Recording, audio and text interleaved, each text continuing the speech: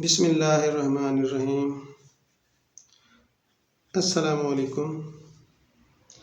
آج کا ہمارا بیان قرآن کیا چاہتا ہے، اس کا جو چوتھا حق ہے کہ اس پر عمل کیا جائے، اس پر روشنی ڈالتے ہیں۔ قرآن مجید کا چوتھا حق ہر مسلمان پر یہ ہے کہ وہ اس پر عمل کرے، اور ظاہر ہے کہ اسے پڑھنا اور سمجھنا سب فی الاصل عمل ہی کے لیے مطلوب ہیں، اس لیے کہ قرآن مجید کوئی جادو یا منتر کی کتاب ہے کہ جس کا پڑھ لینا ہی دفع بلیات کے لیے کافی ہو، یا یہ کہ محض حصول برکت کے لیے نازل ہوا ہو کہ بس اس کی تلاوت سے ثواب حاصل کر لیا جائے، یا اس کے ذریعے جاں کندنی کی تکلیف کو کم کر لیا جائے، اور نہ ہی یہ محض تحقیق و تدقیق کا موضوع ہے کہ اسے صرف ریاضت ذہنی کا تختہ مشق اور نقطہ آفرینوں اور خیال آرائیوں کی جولانگاہ بنایا جائے، بلکہ جیسا کہ اس سے پہلے عرض کیا جا چکا ہے، یہ ھدی للناس یعنی انسانوں کے لیے رہنمائی ہے، اور اس کا مقصد نزول صرف اسی طرح پورا ہو سکتا ہے کہ لوگ اسے واقعتاً اپنی زندگیوں کا لاہے عمل بنا لیں۔ قرآن مجید نے سورہ مائدہ میں واضح طور پر ارشاد فرما دیا کہ وَمَن لَّمْ يَحْكُم بِمَا أَنزَلَ اللَّهُ فَأُولَٰئِكَ هُمُ الْكَافِرُونَ، اور جو فیصلہ نہ کرے اس کے مطابق کہ جو اللہ نے نازل کیا تو ایسے ہی لوگ کافر ہیں۔ اور آن حضرت صلی اللہ علیہ وآلہ وسلم نے مزید اس کی وضاحت فرما دی کہ لا یؤمن احدکم حتی یکون ہواہ تبعا لما جئت بہ ما آمن بالقرآن من استحل محارمہ۔ ترجمہ کہ تم میں سے کوئی شخص مومن نہیں ہو سکتا جب تک اس کی خواہش نفس اس ہدایت یعنی قرآن پاک کے تابع نہ ہو جائے جو میں لایا ہوں۔ جو شخص قرآن کی حرام کردہ چیزوں کو حلال ٹھہرا لے وہ قرآن پر ایمان نہیں رکھتا۔ ایک ایسے شخص کا معاملہ تو مختلف ہے جو ابھی تلاش حق میں سرگرداں ہو اور قرآن کو پڑھ اور سمجھ کر ابھی اس کی حقانیت کے عدم یا اثبات کا فیصلہ کرنا چاہتا ہو، لیکن جو لوگ قرآن کو کتاب الہی تسلیم کریں ان کے لیے اس سے استفادے کی شرط لازم یہ ہے کہ وہ اپنی زندگیوں کے رخ کو قرآن کی سمت میں عملاً موڑ دینے اور اس کے ہر تقاضے کو پورا کرنے کی حتی الامکان سعی اور عزم مصمم کے بعد قرآن کو پڑھیں، چاہے اس میں انہیں کیسے ہی کسر و انکسار، ترک و اختیار اور قربانی و ایثار سے سابقہ پیش آئے۔ بلکہ جیسا کہ اس سے قبل تلاوت کے لغوی مفہوم کے ضمن میں عرض کیا جا چکا ہے کہ قرآن کی ہدایت تامہ یعنی مکمل ہدایت تو در حقیقت منکشف ہی صرف ان لوگوں پر ہوتی ہے جو اپنے آپ کو اس کے حوالے کرنے کا فیصلہ کر کے اس کا مطالعہ کریں۔ اس عزم صادق کے بعد بھی ایک طویل مجاہدے اور کٹھن ریاضت کے بعد ہی نفس انسانی میں تسلیم و انقیاد کی وہ کیفیت پیدا ہوتی ہے جو آن حضور صلی اللہ علیہ وآلہ وسلم کی اس قول مبارک میں بیان ہوئی ہے، یعنی لا یؤمن احدکم حتی یکون ہواہ تبعا لما جئت بہ۔ ترجمہ تم میں سے کوئی شخص مومن نہیں ہو سکتا جب تک اس کی خواہش نفس اس ہدایت یعنی قرآن پاک کے تابع نہ ہو جائے جو میں لایا ہوں۔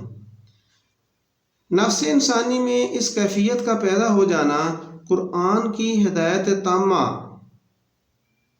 یعنی مکمل ہدایت کا نقطۂ آغاز ہے۔ پھر جوں اس کتاب ہدایت سے تمسک بڑھتا جاتا ہے، اللہ تعالیٰ کی طرف سے مزید اضافہ ہوتا چلا جاتا ہے۔ وَالَّذِينَ اهْتَدُوا زَادَهُمْ هُدًى وَآتَاهُمْ تَقْوَاهُمْ، سورہ محمد صلی اللہ علیہ وآلہ وسلم۔ اس کی آیت نمبر 17 آپ کی پیش خدمت کی ہے۔ اس کا ترجمہ ہے، اور جو لوگ راہ یاب ہوئے تو ان کو مزید عطا ہوئی سوجھ اور نصیب ہوئی پرہیزگاری۔ انسان قرآن کی انگلی پکڑ کر اس کے ساتھ ساتھ چلنے کی کوشش عملاً شروع کر دے تو صراط مستقیم پر گامزن ہو جائے گا اور درجہ بدرجہ رشد و ہدایت میں ترقی کرتا چلا جائے گا، ورنہ اس کی تلاوت صرف وقت کا ضیاع ہی ہوگی۔ اسی طرح کم تولنے اور تھوڑا ناپنے والے، پیٹھ پیچھے برائی کرنے والے اور رو در رو تانا دینے والے قرآن کی تلاوت کرتے ہوئے وَيْلٌ لِّلْمُطَفِّفِينَ اور وَيْلٌ لِّكُلِّ ہُمَزَةٍ لُمَزَةٍ کی دردناک بشارتوں کے مصداق خود ہی بنتے ہیں۔ اسی پر مزید قیاس کر لیجئے کہ عمل کے بغیر قرآن مجید کی تلاوت سے انسان کو در حقیقت کیا حاصل ہوتا ہے۔ آپ شاید یہ معلوم کر کے حیران ہوں کہ صحابہ اکرام رضی اللہ عنہ قرآن کی کسی صورت یا اس کے کسی حصے کے حفظ کا مطلب صرف یہ نہیں سمجھتے تھے کہ اسے یاد کر لیا جائے، بلکہ یہ سمجھتے تھے کہ اس کا علم و فہم بھی حاصل ہو جائے اور اس پر عمل کی توفیق بھی بارگاہ رب العزت سے ازانی ہو جائے، اور اس طرح قرآن ان کے فکر و عمل دونوں پر حاوی ہو جائے۔ گویا کہ حفظ قرآن کا مطلب ان کے نزدیک یہ تھا کہ قرآن ان کی پوری شخصیت میں رچ بس جائے اور اس کا نور ہدایت ان کے رگ و پے حتیٰ کہ ریشے ریشے میں سرایت کر جائے۔ نتیجتاً اس کے الفاظ ان کے حافظے میں، اس کا علم ان کے ذہن میں اور اس کی تعلیمات ان کے اخلاق و عادات اور سیرت و کردار میں محفوظ ہو جائیں۔ کانا خلقہ القرآن، یعنی آپ صلی اللہ علیہ وآلہ وسلم کی سیرت تعلیمات قرآنی کا مکمل نمونہ تھی، اور گویا کہ آپ صلی اللہ علیہ وآلہ وسلم مجسم قرآن تھے۔ فدا ابی و امی و صلی اللہ علیہ وسلم۔ یہاں یہ وضاحت البتہ ضروری ہے کہ عمل بالقرآن کے دو پہلو ہیں، ایک انفرادی اور دوسرا اجتماعی۔ قرآن مجید کے ایسے تمام احکام جو انسان کو انفرادی اور نجی زندگی سے متعلق ہوں یا جن پر عمل کا اختیار اسے فی الفور حاصل ہو، ان کو بجا لانے پر ہر انسان اسی دم مکلف ہو جاتا ہے جس دم وہ اس کے علم میں آئیں۔ رہے دوسری قسم کے احکام، یعنی وہ جو ایسے اجتماعی معاملات سے متعلق ہوں جن پر ایک فرد کو کلی اختیار حاصل نہیں ہوتا، تو ان کے بارے میں ظاہر ہے کہ ہر شخص بجائے خود مسئول و مکلف نہیں ہوتا، اگرچہ وہ اس پر ضرور مکلف ہے کہ اپنی امکانی حد تک حالات کو بدلنے اور ایسا اجتماعی ماحول برپا کرنے کی سعی و جد و جہد کرے جس میں پورے کا پورا قرآن سمجھا جا سکے اور اس کے تمام احکامات کی مکمل تنفیذ کی جا سکے۔ ان حالات میں اس کی یہ کوشش اور جد و جہد معذراتاً الی ربکم اور ان اجتماعی احکامات کی بالفصل تعمیل کی قائم ہو جائے گی۔ لیکن اگر انسان ایسی جد و جہد کرے کہ مطمئن ہو کر بس اپنی زندگی کی بقا اور اپنے بال بچوں کی پرورش میں لگا رہے، تو اس صورت میں سخت خطرہ ہے کہ قرآن کے انفرادی اور نجی نوعیت کے احکام افتؤمنون ببعض الکتاب وتکفرون ببعض کی مصداق گردانا جائے۔ اللہ تعالیٰ ہم سب کو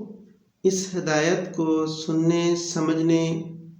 پڑھنے اور اس پر عمل کرنے کی توفیق عطا فرمائے۔ انشاءاللہ نیکسٹ ویڈیو میں قرآن کیا چاہتا ہے، اس کا جو 5واں حق ہے کہ اسے دوسروں تک پہنچایا جائے، روشنی ڈالیں گے۔ تب تک کے لیے اجازت، فی امان اللہ۔